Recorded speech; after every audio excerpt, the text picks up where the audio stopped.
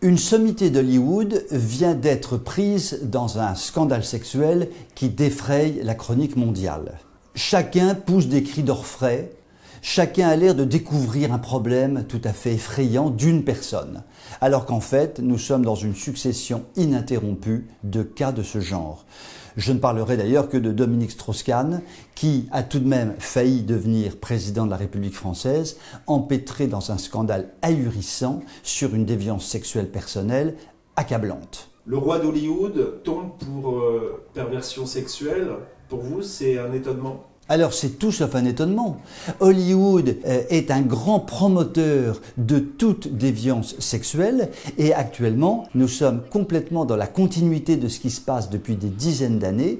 En fait, nous vivons dans un monde fondamentalement pornographié et Hollywood est un des outils principaux de cette pornographisation du monde qui évidemment est terriblement inquiétante. Alors l'antichambre de Hollywood en France, c'est Cannes, avec des films pro-GPA, pro-libération sexuelle, toujours promus Palme d'Or. Donc tout ça est assez logique.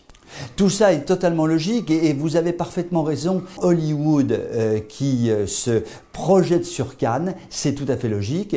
Tant ce qui se passe à Cannes est glauque. Il y a toujours des remises de prix aberrantes, il y a toujours des discours insensés qui font vraiment froid dans le dos, mais qui en fait traduisent complètement l'état de la société, une société totalement soumise à la pornographie. Tout ça n'est qu'un petit monde qui a un objectif extrêmement précis, c'est celui de transformer effectivement le monde en un espèce de système complètement déviant dans lequel hommes, femmes, mélangeables à souhait, n'ont plus aucune qualité sexuelle en tant que telle, mais sont simplement des objets de consommation sexuelle, des objets de consommation courante. Et ce scandale de Hollywood n'est-il pas juste un épisode supplémentaire de la pornocratisation du monde ? Exactement. C'est une illustration de plus de la pornocratisation du monde.